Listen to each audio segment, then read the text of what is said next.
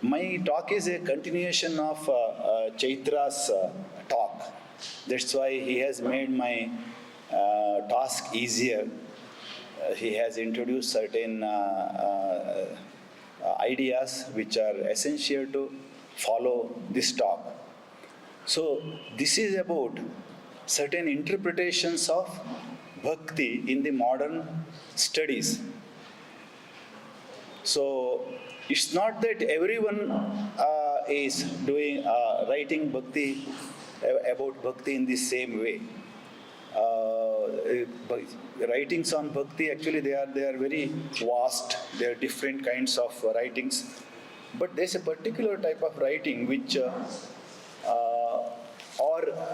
which is a very popular kind of idea, narrative about bhakti traditions, which is a textbook story also. That's why we have to take it seriously. Otherwise, see, we are talking in all these scholarly seminars about bhakti and its philosophy, but what our children learn in schools are a different kind of story about bhakti. I am talking about that kind of popular narrative about bhakti and the problems with it. And it has become problematic not only in a populistic level, but it is creating certain kind of conflicts, social conflicts, and some kind of debates, and which is harming our society. That's what I feel. So, in the name of intellectual exercise, if our intellectual exercise has some side product like this, it is creating conflicts in the society. I think that is one of the duties of intellectuals to take care of that, to clarify what problem is there. So that is the concern of this lecture.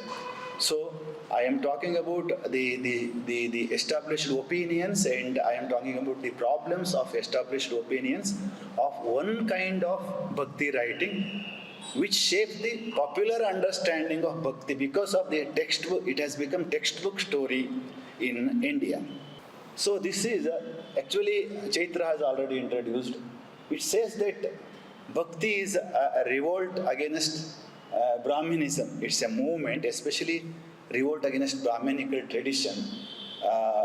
Actually, even I too don't know what is Brahmanical, because it's an Orientalist Indological term. They use Brahmanical. By Brahmanical, they mean the priesthood, Brahmanical priesthood, they say, and Vedic rituals and Vedic corpus and Sanskrit, entire Sanskrit literature like Vedas, Agamas, Puranas, Shastras and all those. And they use a term called idolatry, which they actually they are referring to the Murti Puja in Indian tradition, but see, and superstitions connected with that. And these are all actually, they are not part of our traditional vocabulary. This is a vocabulary which is created when they started writing the history of Indian Bhakti traditions. Don't confuse it that it's my view. And don't say that such things they don't matter, because they matter because they guide the textbook stories. If you read textbooks, you realize it. So again they say that it's a revolt against Varna and caste discrimination and gender discrimination. So Bhakti literature is interpreted from this angle as and when new movements they come into existence in the present society. For example, when feminist movements started in last century, they started interpreting certain feminist stanzas of the Bhakti poets. And when the Dalit movement, they say that there are Dalit points, and anti-Brahmin movements, and leftists, they started seeing class struggle in this. So these facts about the Bhakti movement, they emerge as and when the present in the present society, the new movements emerge. That is one of the striking things. And But the problem with these new interpretations, but they influence our textbook story or popular narrative about bhakti. So there is lack of empirical evidence for such claims. And there are studies done, especially particularly in the context of vachanas. A research was conducted by one Dr. Duncan and Dr. Balagangadhara, and where they found out they show that out of some 21,000 and odd vachanas, some 150, 200, 1% of vachanas, they talk about this Varna and Vedas, Puranas, criticize Vedas and Puranas and Brahmanical practice, practice of Brahmanas, etc. Rest of the vachanas don't talk about all these things. They talk about the spiritual attainment of that particular tradition. So that is the case generally case with other traditions also, Bhakti traditions also. So depending upon such a meager amount of evidence or some few lines, cherry picking them and telling that or claiming that the Bhakti was a revolt against or Brahmanism or Vedas, etc., is not actually a scientific exercise. So it is not reasonable. So, and there is a debate about the nature of bhakti among these scholars, especially those who want to understand bhakti as a social movement. And there are contradictory views also. There are scholars who say that bhakti was pro-Brahmanical. See, they don't have any connection. Some people say that they are anti-Brahmanical movement, but some of them they are pro-Brahmanical.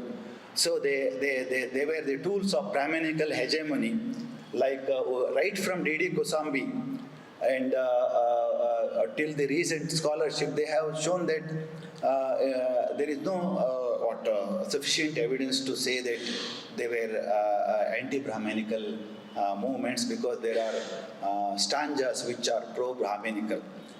And if you read any bhakti literature, you get both the kinds of lines, statements. Some lines criticize the Brahmanas and Vedas or even up to Murti Puja, the Devalaya Puja and all those things. But at the same time, they sometimes they talk very good things about all these traditions also. The same Bhakti poet writes both the kinds of lines. So this is the problem with accepting the earlier, the standard popular story of Bhakti literature. There is a lack of evidence, and even the very meager evidence, whatever we have, they are contradictory in suggesting the fact of that particular literature. Next, okay. So I just brush aside this debate as it's a pseudo problem, because once you conceive bhakti as anti-Brahmanical, in picking some lines which criticize Vedas and Puranas, and then this problem arises. You can show other lines telling that they are talking very good things about, they exalt Vedas and Puranas, Brahmanas. So this is not the problem we have to engage with. But we have to account for this in this particular debate,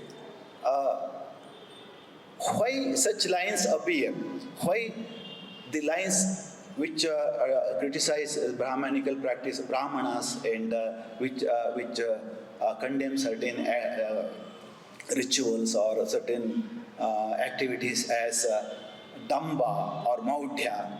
And all these words appear in Bhakti literature. And we have to actually seriously engage with such lines and try to understand it in the context of Bhakti, not in the context of modern social movements or debates, but why in Bhakti such lines appear. And the same Bhakti tries to exalt certain other aspects of the Brahmanas, Vedas, etc. So it seems to be having a different connotation and importance.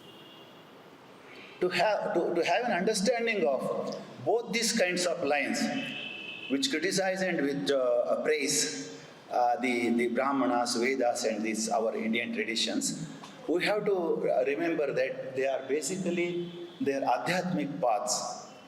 And this is not a very innovative news to you, because most of the people conceive bhakti as adhyatmic path.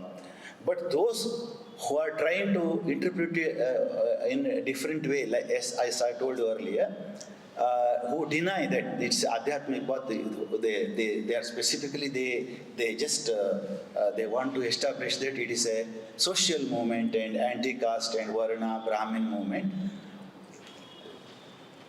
To those arguments I am addressing, and I am trying to explain why, what is the, how to understand these lines. So, the hypothesis here is that such lines which criticize a certain traditional aspect of the bhakti, traditional or literature, or the brahmanas, or certain practices, rituals, they are sites of learning in bhakti tradition.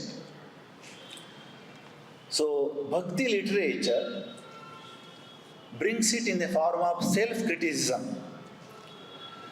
So, we have to look at it as self-criticism. It's not a denial or just rejecting the tradition or Veda or the adhyatmic practices, but that is meant to be a criticism of the practices.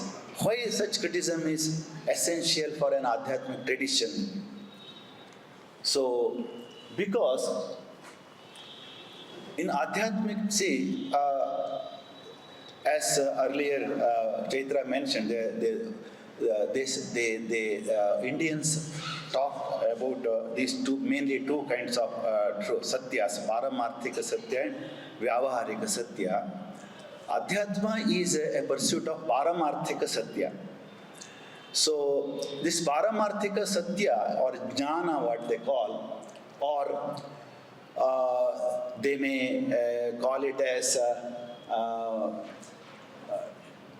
kevala jnana or shunya, bayalu in Kannada. All these things, they talk about some experiential reality. So, right from Upanishadic period up to the present period, Bhakti traditions use these terms. And this is not very peculiar to the so-called Bhakti movements. But Upanishads also talk about that, and even our Acharyas also talk about that.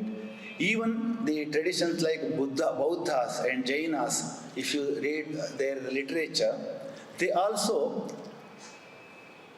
try to present their ideas through certain criticism of the practices and ideas which they are handed over. Because there are limitations. Actually, there are great limitations to communicate what the knowledge is, and there are great limitations to attain such a knowledge, because it is experiential knowledge. One has to actually experience that knowledge. But what these books, for example, the literary works which try to describe that knowledge, especially Vedas or Agamas, etc., they are literary descriptions. There is a gap between literary descriptions and the experience, from how to go from the world of literary descriptions to the world of experience. So that is one of the challenging tasks. And gurus in those respective traditions, they have to teach their shishyas about that particular vidya. That's called Atma Vidya. It's a paramarthika satya, which cannot be described in any vyavaharika terms. or which cannot be described in existential terms, because it does not exist in that way. So at that time,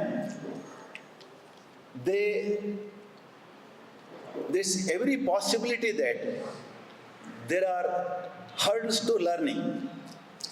So words don't communicate. In the same way, certain practices which are meant to attain that particular experiential knowledge may not lead to the experience. They remain mere practices.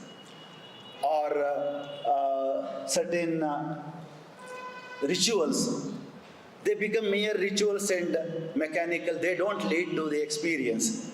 So such risks are there in Adhyatmic learning. Therefore, Adhyatmic literature contains this type of parts, sentences, which time and again they tell the followers of Adhyatmic path that they should be cautious about such hurdles. Now, criticism of Brahmana, and talking about Brahmanas and criticizing certain wrong practices of the Brahmanas is one of the regular practices of this Bhakti literature, at least in Kannada, in Dasa literature and Vachanas. They come very often. But it's not peculiar to these 12th century Bhakti traditions. Right from Upanishadic period, the gurus or the Adhyatmic seers, they have discussed about the real who is real Brahmana. And in Buddhist literature, you have many parts like Dhammapada and many suttas, or Vajrasuji, Upanishad, where the discussions are there to decide who is a true Brahmana. And they were for the information of the followers. And Buddha himself calls as a Brahmana in certain parts. That means the concept of Brahmana here, and even the so-called Brahmanical literature like Mahabharata, there are many parts where they discuss about who is true Brahmana. In Yaksha Prashna, Ajagara Prashna, and many other parts, who is true Brahmana. And in Vachanas, Veerashaiva tradition, Vachanas also, this discussion is taken up. Who is true Brahmana? There, Brahmana does not mean a Varna or Jati. When it comes in this literature, it comes as a Adhyatmic attainment. Who is Brahmajnani? And for example, in context of Vachanas, when they are discussing about who is Brahmana, they mean that who has this Shiva Sayujya, who has attained Shiva Sayujya. In the same way, when Buddha talks about who is true Brahman, he talks about the attainment in his path. That's why he could call himself as Brahmana. So the term Brahmana does not refer to here as a jati or varna, but the ultimate final attainment which this particular Adhyatma Vidya aims at. So we cannot take, if such criticisms or discussions about Brahmana, about true Brahmana appear in literature, we cannot take them as a revolt against Brahmanism. That was the way our Adhyatmic traditions taught the Adhyatmic path to the followers. And there are statements that Shudras can become Brahmanas in Mahabharata, and Brahmanas who don't attain that the Brahmajnana, they are also Shudras. So it shows that this particular term Brahmana in the context of Bhakti literature has to be seen as such an attainment which they aim at.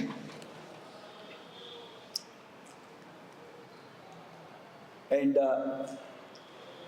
when they are criticizing about Veda, Agama and Puranas, especially in Vachana literature, you have many vachanas which talk about Veda, Agama, Purana in this particular way. That Vedas and Agamas are all they are not that useful, or they don't help you to attain our goal in this way. But it's not a revolt against Veda and Agama, but what they are saying is that, see, the gap between experience and linguistic expression, the descriptions, if you read, you don't become jnani. The Shankaracharya, in his Prakaranas and Viveka Chudamani, has written many lines about this particular problem. He says that even if you are well versed in Veda or Agama, etc., you may not become jnani. Or Shabdajalam Maharanyam, he says that. So, attaining jnana is something, and well-versing in Vedas and all this lore is something, it is not one and the same, they say. It is actually to precaution the follower or one who tries to practice that Adhyatmic path. They are telling that follower that don't confuse between these two. If you read Veda, don't think that you attain the knowledge. Knowledge is something different, you have to attain that. You have to throw Veda, you have to go to that. It's not a denial or revolt against Veda. How to use Veda in Adhyatmic path is the real discussion here. So, action knowledge and theoretical knowledge. See, whatever we read and try to understand about the world, it's a realm of theoretical knowledge. We are knowing about the world. But attaining jnana itself is not theoretical. So it is experiential. And there are certain rituals and there are certain activities you conduct. Then also, knowledge is not guaranteed. You have to through them, you have to go to the knowledge. For example, ritual practices. There are a lot of criticisms about ritual practice, especially the terms like Damba, Jnana, Mautya occur. They are not in the sense of superstition, which we use in the modern literature. See, Mautya is not, superstition is something which has a European background. They talk about the excessive practices and false practices, etc. But in India, Mautya is something, see, when it comes in the context of Murti Puja, if you don't realize the ultimate tattva and simply keep on doing puja to Murti, that becomes Mautya. That is, of course, that's ignorance, because you don't get knowledge of the tattva. See, so Damba, to show, so it becomes a show. You just exhibit how great you are in doing things, but you don't get knowledge.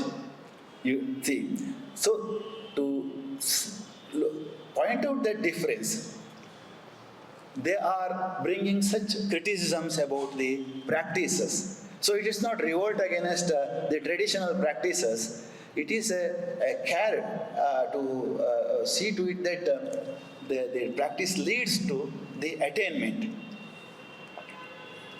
And about Varna and Jati discrimination and all those things, there are sentences, and even Dasa Kirtanas also you have such sentences, Madi Madi and the Murmaru Haruti. In Vachanas also we have a lot of many Vachanas which speak about Jati discrimination and to get rid of Jati discrimination. And such sentences are interpreted as a revolt against the caste system or revolt against the Vedic tradition, Brahmanical tradition, etc. But these lines appear in the literature of those Bhakti traditions, which are part and parcel of this Adhyatmic tradition. So there is no question of revolting against it, but they wanted to make it sure that Such practices should not become hurdle to your knowledge, because such practices are at the realm of Vyavaharika Sat. They call it Maya or Ajnana, Adhyasa, and all these things. And you have to get rid of that. One who attains that particular knowledge, ultimate Paramarthika Satya, all these things, all these categories of the world become irrelevant. And there are two actually wrong perceptions about Indian tradition. One is that somehow in our popular narratives about Indian culture, especially in the context of Bhakti traditions, it is told that the Brahmanical traditions, Veda and the Yajnas, they were exploiting people, and the women and Shudras were denied moksha. So that is why new religions they emerged. So this is the history. This is written in our Indian history, and this is taught like this. And Buddhism was a revolt against Brahmanical practices, and because women and Shudras were not allowed to the moksha. See, this is a very wrong statement, because nowhere in Sanskrit literature it says that Shudras and women don't have moksha, don't have mokshadikara. They talk about Vedadikara. See, that Shudras and women cannot have Veda Vidya. That too, they are not unanimous in telling that. There are certain smritis which allow that also. But certainly, even including Shankaracharya, Madhvacharya, see, about Madhvacharya also, I think our colleague will speak about it. They don't say that Shudras don't have moksha. As is a very wrong conception about the Indian traditions, which is spread by these popular narratives. So, second thing is that in India, especially Purana and Agamic traditions, and we have different Bhakti, for example, Shaiva and Vaishnava Bhakti traditions, they have Agamas and there are Puranas. They specifically say that the Bhakti is the path specifically meant for Shudras and Stri Shudra, women. So, those who cannot read Veda, Bhakti is the path for moksha. So, in that way, Bhakti traditions, right from the beginning, they were open or they were the path of all these people. And any kind of caste or gender discrimination was not allowed in Bhakti. Even in Sanskrit Agamas and Puranas, you get the same thing. And even in religion literature also, you see the continuation of that particular practice. And today, see, those who say that this is the revolt of Shudras and women against the Brahmanical hegemony or Vedic tradition, they cite the number of Shudra and or untouchable or women bhaktas in different traditions. See, they said so many numbers they appear in these traditions because as a sign of revolt. But it's not a sign of revolt, it's a sign of inclusion. Because they were allowed, our tradition was meant for, especially meant for all these people. We see the bhaktas of all these sections without any discrimination, because that tradition itself did not discriminate. So, there was no question of revolting when there was no prohibition. So it allowed every section of society in Bhakti. That is why we see the bhaktas from all the sections of society. The last point is about Sanskrit. And this is again another important contention, telling that all this regional Bhakti traditions they wrote, they composed literature in regional languages, Tamil, Kannada, Bengali, Oriya, and it's one of these Bhakti traditions are really one of the most important factors in emergence of regional literature. And what does this signify? According to the theory of revolt, they say that this is a revolt against Sanskrit. So, see, but there are problems in accepting this kind of claim that writing in regional language is a revolt against Sanskrit, because if you check Vachanas are, they tell that Vachanas, they wrote in Kannada because they revolted against the Sanskrit language. There are parts in Vachanas, Sanskrit parts in Vachanas. I write from Basaveshwara, Allama Prabhu to all other Vachanakaras.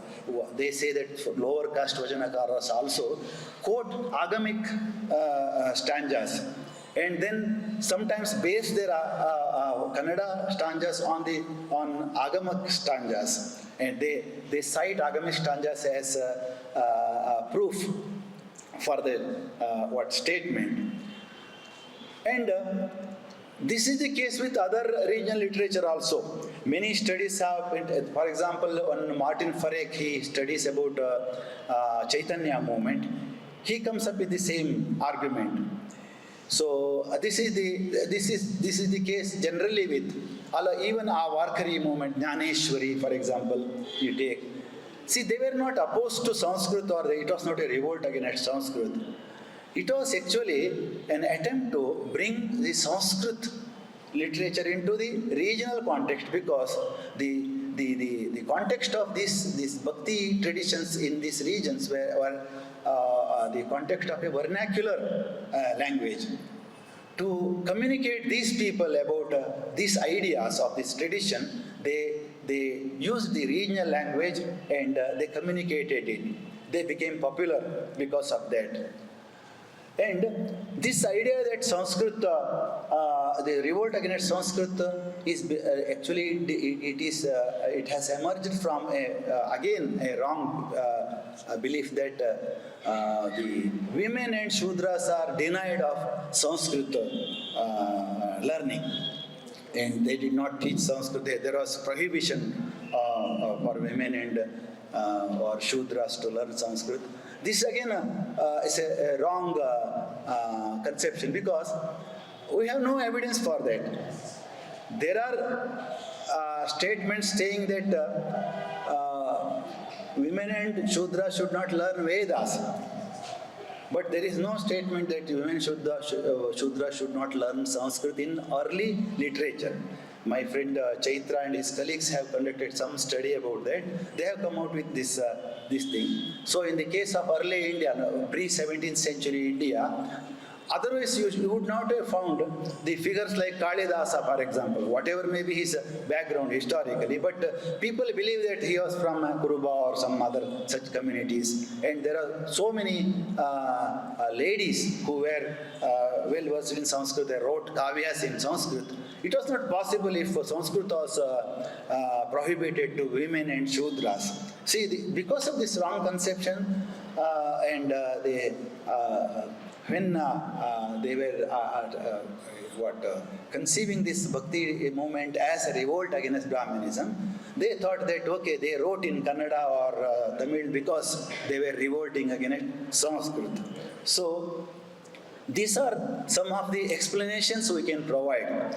And now, see, after this review, it is clear that there is an Adhyatmic context for all these criticisms and for all such statements.